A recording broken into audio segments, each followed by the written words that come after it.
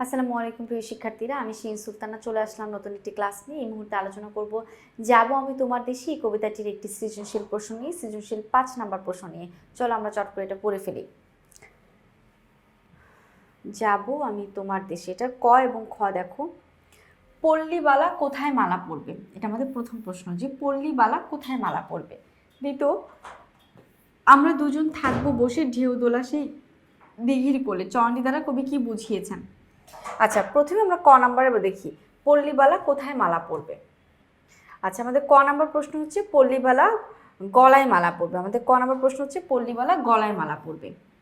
খ, খতে কি বলেছিল, আমরা দুজন থাকবো। দুজনটা কে? কবি এবং পল্লীদোলা। আমরা দুজন থাকবো বসে ঢেউ দোলা সেই দিঘির কোলে। এখন দেখি আমরা একটু আলোচনা করি। প্রশ্নোক্ত চরণটি দ্বারা কবি যান্ত্রিক সভ্যতার ব্যস্ততা ও কোলাহল ছেড়ে প্রকৃতির শান্ত নিবিড় পরিবেশে ফিরে গিয়ে মানসিক প্রশান্তি লাভের ব্যাকুলতা প্রকাশ করেছেন তার পল্লী দুলালের ভাইয়ের কাছে। কি, যান্ত্রিক সভ্যতা ব্যস্ততা কোলাহল ছেড়ে গিয়ে কবি শান্ত নিরিবিলি প্রাকৃতিক পরিবেশের সঙ্গে গিয়ে সে থাকবে। রবীন্দ্রনাথ ঠাকুরের মতে আধুনিক নাগরিক সভ্যতা মানুষকে যান্ত্রিক করে তুলেছে এবং প্রাকৃতিক অকৃত্রিম সান্নিধ্য থেকে দূরে সরিয়ে দিয়েছে।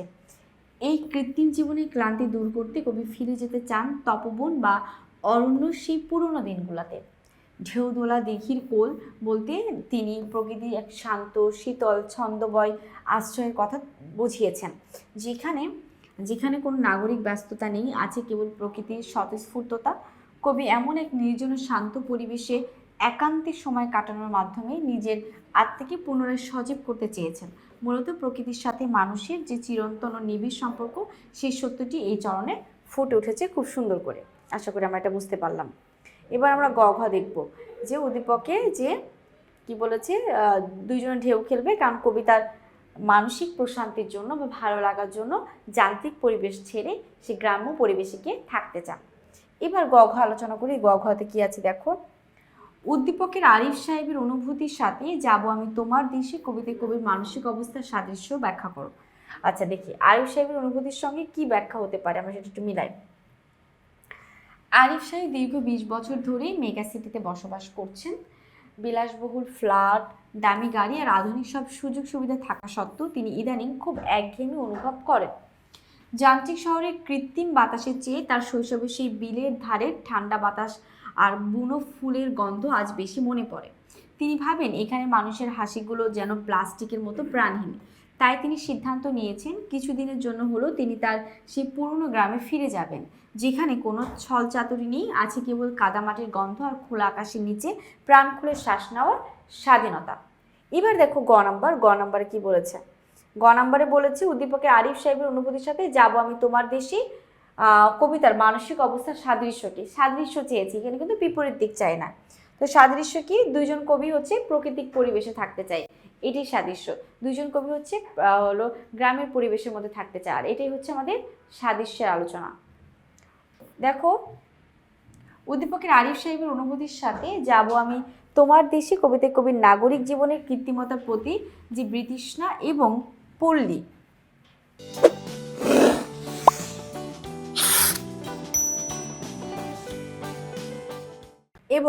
পল্লী প্রকৃতির অকৃত্রিম সান্নিধ্য ফিরে যাওয়ার তীব্র ব্যাকুলতার দিক থেকে মানসিক অবস্থার সাদৃশ্য রয়েছে।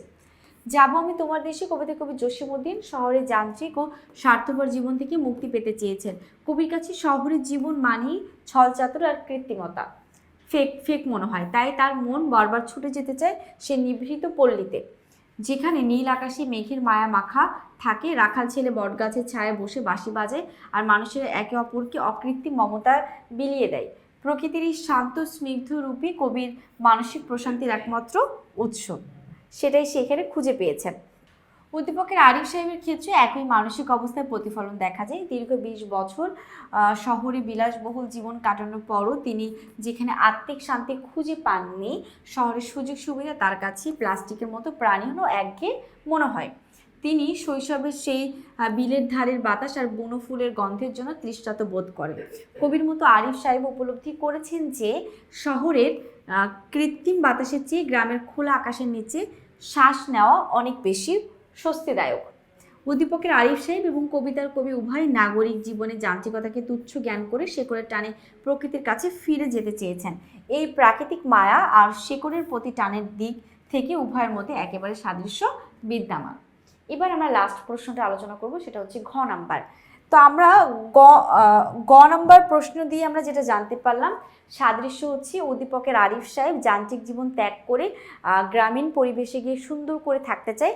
আর আমাদের কবি জসীমউদ্দিন তিনিও যান্ত্রিক জীবনের মধ্যে শুধু সে ছল চাতুরি এবং ফেক নকল এই জিনিসগুলো দেখেছেন। এই জিনিসগুলো থেকে তাকে অনেক বেশি শান্তি দেয় গ্রামের পরিবেশ, নদী নালা, মাঠ ঘাট, পাখি বাতাস, এগুলা। আচ্ছা, এবার আমরা আলোচনা করি ঘ নাম্বার। ঘ নাম্বারের জন্য আমরা একটু প্রশ্নটা পড়ি। ঘ নম্বর প্রশ্নটা হচ্ছে এরকম, উদ্দীপকের আরিফ সাহেবের গ্রামমুখী হওয়ার সিদ্ধান্ত মূলত যাব আমি তোমার দেশে কবিতার কবির সেই শাশ্বত আকাঙ্ক্ষারই প্রতিফলন। মন্তব্যটি যথার্থ বিচার করো। কি বলেছে? উদ্দীপকের আরিফ সাহেবের গ্রামমুখী হওয়ার সিদ্ধান্ত মূলত যাব আমি তোমার দেশে কবিতার কবির সেই শাশ্বত মানে চিরন্তন, কবিতার সেই চিরন্তন আকাঙ্ক্ষারই প্রতিফলন। তো সেটা আমরা একটু আলোচনা করে ফেলি। দেখো, উদ্দীপকের আরিফ সাহেব গ্রামমুখী হওয়ার সিদ্ধান্ত মূলত যাব আমি তোমার দেশে কবিতার কবির সেই শাশ্বত আকাঙ্ক্ষারই প্রতিফলন। মন্তব্যটি যথার্থ, কারণ কবি যেটা চেয়েছেন আরিফ সাহেব সেটাই চেয়েছেন, আর আমাদের একই ইচ্ছা, তাহলে আমরা লিখতে পারি যে অবশ্যই যথার্থ। তাও আমরা একটু ব্যাখ্যা করি, পড়ি। জসীমউদ্দিনের যাব আমি তোমার দেশে কবিতার মূল উপজীবন উপাদান হলো নাগরিক জীবনে কৃত্রিমতা ও ছল চাতুরি বর্জন করে পল্লীর অকৃত্রিম সহজ সরল জীবনের মাঝে আশ্রয় খোঁজা। কবি মনে করেন শহরের সুযোগ সুবিধা থাকলেও সেখানে হৃদয়ের উষ্ণতা নেই, না ভালোবাসা নেই। তাই তিনি এমন এক দেশে ফিরে যেতে চান যেখানে রাখাল ছেলে বাঁশি বাজায়, নদীর জল, রাখাল ছেলে কী করে বাঁশি বাজায়, নদীর জল শীতলতা দেয় এবং মানুষ পরম সুখে হাসে। কবির আকাঙ্ক্ষা কেবল ভ্রমণের জন্য নয়, বরং প্রাণের পিপাসা মেটানোর জন্য দরকারি।